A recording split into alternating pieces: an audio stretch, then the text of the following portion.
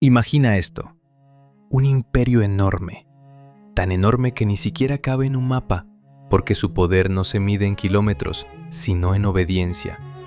Ahora imagina que en ese imperio hay una palabra que vale oro, vasallo, y otra palabra que vale todavía más, rey. Y de pronto un hombre que conoce la maquinaria del poder desde adentro, un hombre que fue visitador, juez, obispo, y que incluso llegó a gobernar como virrey interino por un tiempo, toma la pluma, mira hacia el trono y escribe una carta que suena a herejía política. Pero en realidad es una defensa, no de sí mismo, sino de los indios. Sí, en pleno siglo XVII, cuando la costumbre era hablar del indígena como problema, como mano de obra, como cifra, aparece un texto que hace algo peligroso, lo mira a los ojos y lo describe como persona. Y el autor no está escribiendo para el pueblo, está escribiendo para el hombre más alto de la pirámide, Felipe IV. Y aquí viene lo que te va a atrapar. Este libro no es un cuento, no es una leyenda, no es un mito bonito, es un alegato, una pieza de oratoria escrita para lograr un objetivo concreto, que el rey proteja a los pueblos originarios de la Nueva España, porque, dice el autor, son útiles, sí, pero sobre todo porque han sido tratados con injusticia y merecen amparo. Y lo más incómodo de todo es que mientras lo escuchas te das cuenta de que el dilema no murió en el siglo XVII, porque la gran pregunta que vibra debajo del texto es esta: ¿qué pasa cuando una civilización poderosa se acostumbra a no ver al otro como humano, sino como herramienta? Respira, porque hoy te voy a llevar capítulo por capítulo por virtudes del indio, para que entiendas su estructura, sus argumentos, sus luces y también sus sombras. Y cuando terminemos, vas a tener en las manos un espejo, uno que refleja la colonia y otro que nos refleja a nosotros. Vamos a entrar. Señor, ¿y tú que escuchas? Que quizá jamás has sentido el peso de un reino sobre los hombros. Imagina por un instante lo que significa gobernar un mundo que no ves con tus propios ojos. Un mundo lejano, vasto, lleno de montañas, llanuras, caminos de polvo y pueblos enteros que trabajan hasta que la espalda se rompe y el alma se cansa. Imagina que ese mundo sostiene tu corona, alimenta tus arcas, mantiene tu nombre en pie, y sin embargo, ese mundo se desangra en silencio, porque hay una tragedia que no siempre grita. A veces la tragedia se acostumbra, se vuelve rutina, se vuelve costumbre, se vuelve cifra, se vuelve trámite. Y entonces la injusticia deja de espantar y comienza a parecer normal. Yo he visto esa normalidad cruel. He visto cómo se pide obediencia sin dar protección. He visto cómo se exige trabajo sin dar amparo. He visto cómo se habla del indio como si fuera herramienta, como si fuera carga, como si fuera simple fuerza sin rostro. Y por eso escribo, y por eso hablo, y por eso hoy, en tu oído, levanto esta verdad. El indio no es un rumor, no es un concepto, no es una palabra. El indio es persona, es vasallo, es cristiano, es sostén, y cuando se le oprime sin medida, no solo se quebranta al hombre, se quebranta la justicia del reino. Así que no vengo a adornar, vengo a mostrar. Vengo a decirte lo que muchos no dicen porque conviene callar. Vengo a exponer virtudes que son reales y tristezas que también lo son. Porque quien ama la verdad no escoge solo lo hermoso, se atreve a mirar lo doloroso.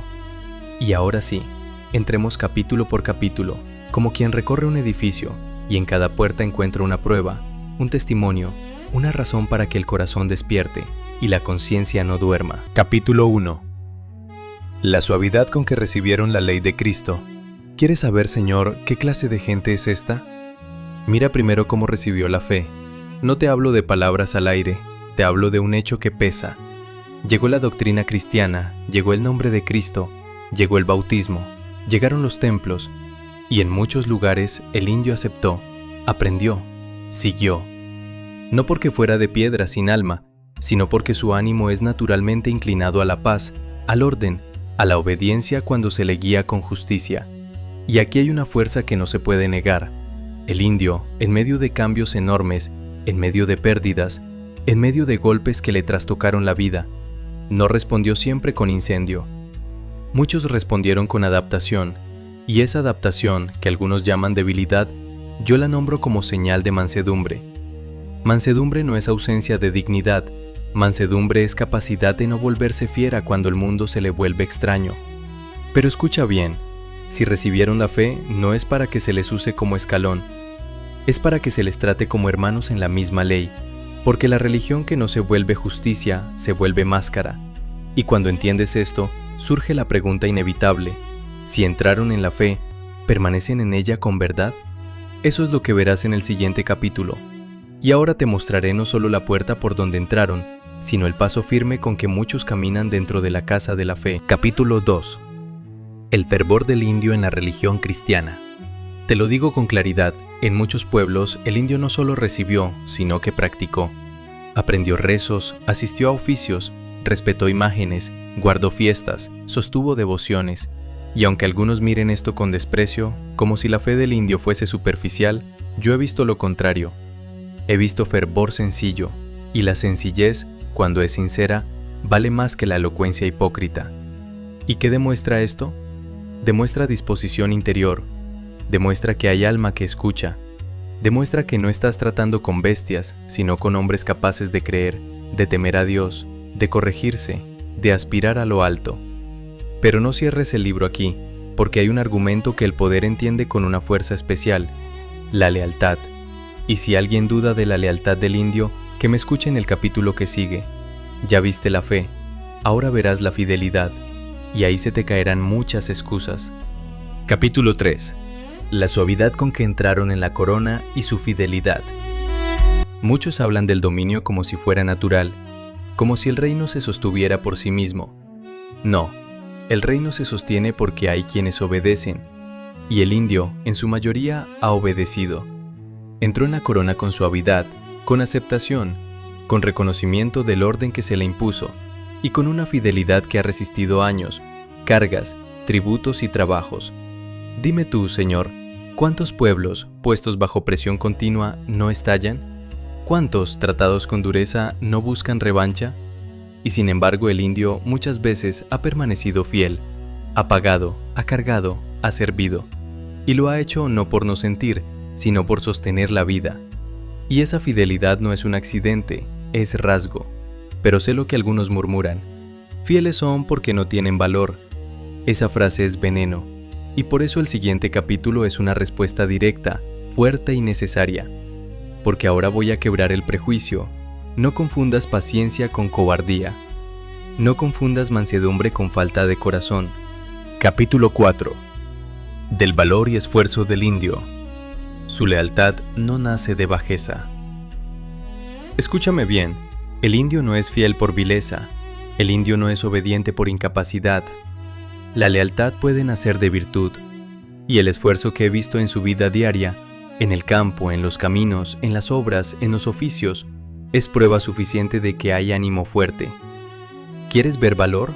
No mires solo la guerra, mira la vida, mira la jornada larga. Mira el cuerpo que trabaja cuando el descanso no llega. Mira el hombro que carga. Mira el hombre que se levanta aun cuando la vida le ha quitado demasiado. Ese valor silencioso sostiene pueblos enteros. Y si hay quienes se aprovechan de esa virtud para exigir más, para apretar más, para exprimir más, entonces ahí aparece la tristeza. El valor del indio se vuelve herramienta para su propio desgaste. Porque al que no se queja, lo cargan doble. Y si el reino vive de ese esfuerzo, entonces conviene al reino reconocer una verdad. El indio no solo es sujeto moral, también es sostén material, y a eso voy en el capítulo siguiente. Ahora te hablaré de algo que ni los oídos más duros pueden ignorar, lo que el indio ha dado, y lo que muchas veces ha recibido a cambio. Capítulo 5. De las utilidades que han causado a la corona. Si el reino se alimenta es porque hay manos que lo alimentan. Si hay caminos es porque hay pies que los abren. Si hay ciudades que crecen es porque hay brazos que levantan piedra, cargan madera, mueven tierra. El indio ha contribuido a la corona con trabajo, tributo y servicio. Esto no es alabanza vacía, es reconocimiento del fundamento. Pero aquí aparece una de las partes más fuertes y más tristes. Cuando el poder se acostumbra a recibir, olvida dar. Cuando se acostumbra a contar ganancias, deja de contar lágrimas. Y hay lágrimas, Señor. Hay cansancio que no se ve desde los palacios. Hay familias quebradas por cargas excesivas. Hay pueblos donde el trabajo no es cooperación, sino presión. Hay hombres que envejecen antes de tiempo. Hay mujeres que sostienen casa y dolor. Hay niños que nacen dentro de un sistema que ya los espera con obligaciones. ¿Y qué digo yo ante esto? Que si la corona recibe utilidades, la corona debe dar amparo. Porque un rey cristiano no gobierna solo para cobrar, gobierna para proteger. Y ahora, después de mostrar el servicio exterior, paso al interior, paso al alma, al carácter, a la inocencia.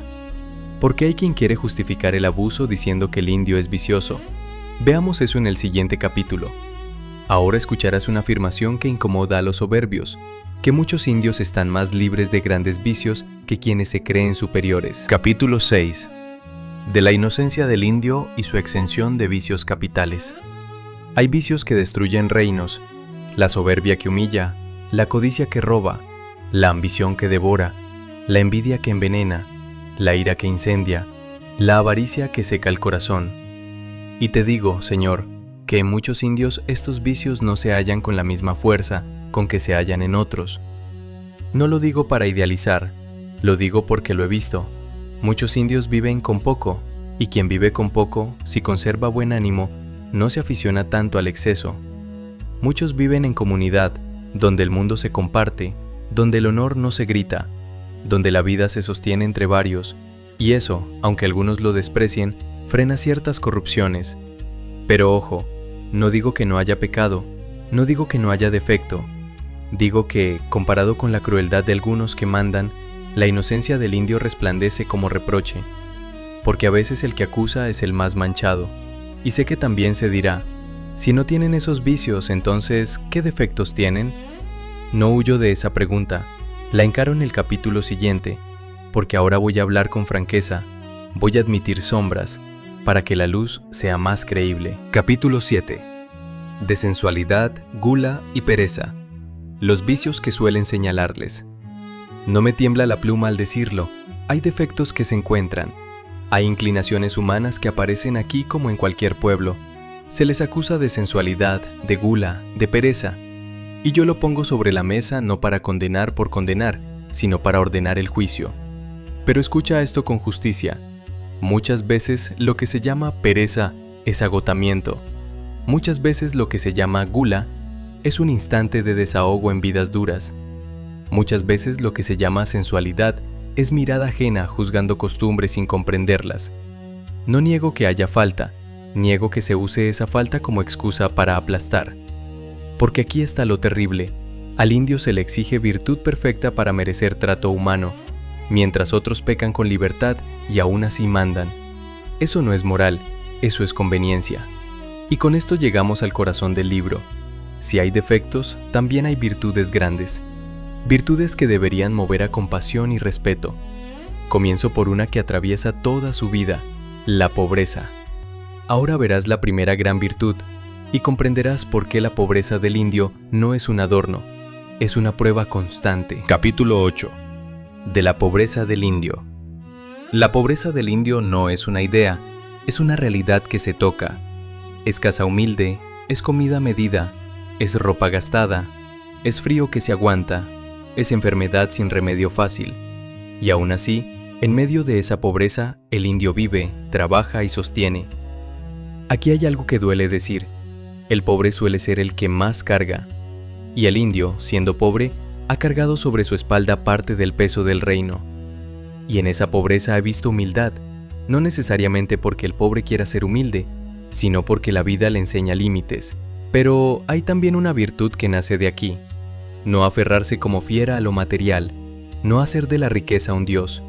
Y si el mundo le ha quitado demasiado, aún así conserva una forma de vivir que no siempre se rinde al resentimiento.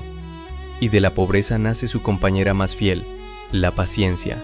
Y a eso voy, porque si quieres conocer el nervio secreto del indio, no mires su fuerza, mira su paciencia. Esa paciencia que a veces es virtud y a veces es tragedia. Capítulo 9. De la paciencia del indio. La paciencia del indio es famosa porque es inmensa. A veces calla donde otros gritarían. A veces aguanta donde otros romperían. A veces soporta cargas que parecen imposibles. Y aquí entra lo triste. Esa paciencia, que debería ser cuidada y honrada, a menudo ha sido explotada. Porque el mundo es injusto. Al paciente se le pide más. Al que no se defiende con violencia, se le aprieta con violencia, y así, la paciencia del indio se vuelve una cuerda que el poder estira hasta casi romperla. Pero la paciencia también es virtud verdadera cuando es fruto de ánimo ordenado. Cuando el indio soporta sin volverse cruel, cuando resiste sin volverse monstruo, cuando continúa viviendo y no se entrega al odio, ahí hay grandeza. Y de esa paciencia surge una virtud social preciosa: la liberalidad, la capacidad de dar aún teniendo poco. Ahora te mostraré algo que avergüenza al avaro. Como el que tiene menos, a veces comparte más. Capítulo 10. De la liberalidad del indio. He visto indios pobres que comparten. He visto pueblos donde el alimento, aunque sea escaso, se reparte. He visto ayuda entre vecinos, colaboración en labores, sostén en la necesidad. Esa liberalidad no nace de abundancia, nace de comunidad, y la comunidad es un tesoro que no se compra. Cuando el indio da, no presume. Cuando ayuda, no lo hace para exhibirse. Lo hace porque así se ha vivido, porque así se sobrevive. Y dime, Señor, ¿no es esa una virtud digna de respeto? ¿No merece amparo quien, aun siendo oprimido, no se vuelve egoísta? Porque el egoísmo es el primer escalón de la ruina social. Y si hablamos de ruina, hablemos de aquello que sostiene la confianza entre hombres, la honestidad. Eso viene ahora. Porque la generosidad sostiene al vecino, pero la honestidad sostiene a la sociedad. Veamos qué digo de ella. Capítulo 11. De la honestidad del indio. La honestidad se conoce en lo cotidiano, en la palabra que se cumple, en el trato que no engaña, en la vida que no se entrega sin freno al desorden. Y yo he hallado en muchos indios una honestidad natural, una vergüenza ante lo torpe, una compostura que algunos no esperan de quienes llaman inferiores. Y aquí hay algo poderoso. El prejuicio suele imaginar al indio como desordenado, como incapaz de moral. Yo digo lo contrario. He visto orden, he visto respeto, he visto cierto temor reverente a hacer el mal abiertamente. Pero no te engañes. La honestidad puede quebrarse cuando se vive bajo abuso. Porque el hombre, si es humillado sin remedio, puede endurecerse. Por eso el reino debe cuidar, no solo castigar. Porque si el sistema empuja al hombre a la miseria, luego no debe sorprenderse si la miseria empuja al hombre al pecado. Y de la honestidad paso a otra señal de vida sobria: la moderación en el comer. Esto parecerá pequeño, pero revela carácter.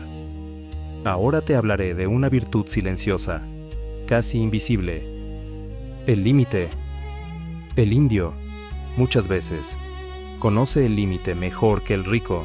Capítulo 12. De la parsimonia del indio en la comida. Hay quien devora porque teme el vacío, y hay quien se modera porque entiende la necesidad. La parsimonia en la comida habla de una vida acostumbrada a lo suficiente, no a lo excesivo. En muchos indios he visto esa moderación. Comen lo que hay, no lo que quieren. Sostienen el cuerpo, no el capricho. Y aquí aparece una verdad dura. La moderación del pobre muchas veces no es elección, es condición. Pero aún así, la manera de vivir esa condición puede ser virtuosa o amarga. Y el indio, muchas veces, la vive con un orden que sorprende. Ahora, del comer paso al vivir en sociedad bajo autoridad. Y aquí entra una palabra que el poder ama y que el hombre teme: obediencia. Porque ahora escucharás cómo la obediencia, cuando nace de virtud, es orden, pero cuando se usa como cadena, se vuelve instrumento de injusticia. Capítulo 13. De la obediencia del indio. El indio suele obedecer. Obedece en su comunidad, obedece en su casa, obedece ante autoridades.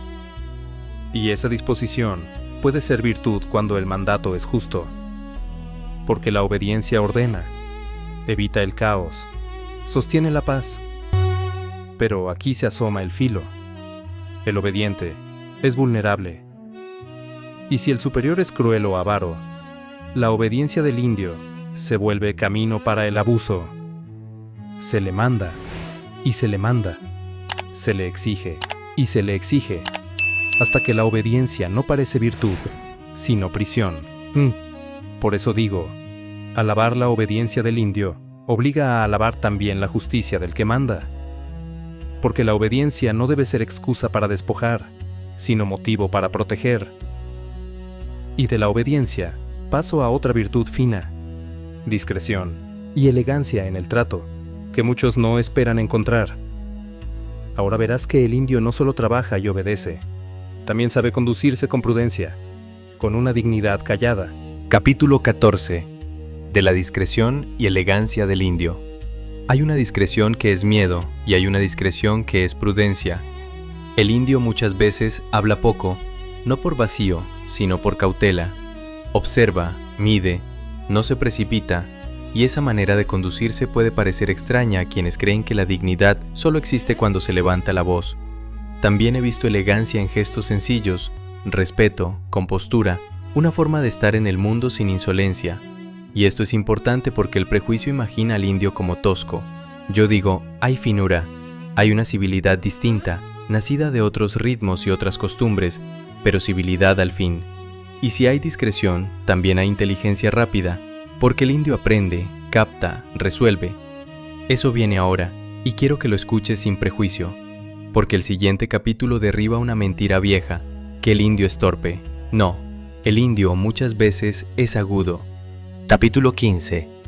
De la agudeza y prontitud del indio. He visto agudeza, he visto prontitud, he visto capacidad para comprender y ejecutar. El indio cuando se le enseña con justicia aprende con rapidez, cuando se le permite ejercer habilidad, la ejerce. No es falta de entendimiento lo que lo limita, muchas veces es falta de oportunidad. Y aquí hay tristeza escondida. Un pueblo puede ser agudo y aún así vivir bajo cadenas. Puede tener inteligencia y vivir en un sistema que lo trata como inferior. Esa contradicción es una herida, porque duele ser capaz y ser despreciado. Pero precisamente por eso escribo así, para que el poder reconozca lo que niega, y si reconoce su agudeza tendrás que reconocer también su industria. Su capacidad en trabajos y oficios, eso verás enseguida. Ahora pasaremos de la mente a la mano, y verás que en las manos del indio hay arte, técnica y paciencia creadora. Capítulo 16. De la industria del indio en artes mecánicas. El indio es industrioso, en oficios, en labores, en trabajos que requieren precisión, ha mostrado habilidad constante. No hablo solo de fuerza, hablo de destreza. Hay manos que saben construir, tejer, moldear, cultivar, reparar, sostener. Y aquí aparece otra tristeza. Cuando un pueblo es industrioso, se vuelve apetecible para el abuso. Se le carga más porque puede, se le exige más porque responde, y así su virtud se convierte en razón para explotarlo. Pero el juicio correcto es otro. Si es industrioso, es útil, y si es útil, merece protección. Pero aún más, si es industrioso, es digno, porque la dignidad también se expresa en la obra bien hecha, y de la obra paso a lo que ordena la convivencia, la justicia no como ley escrita, sino como sentido moral.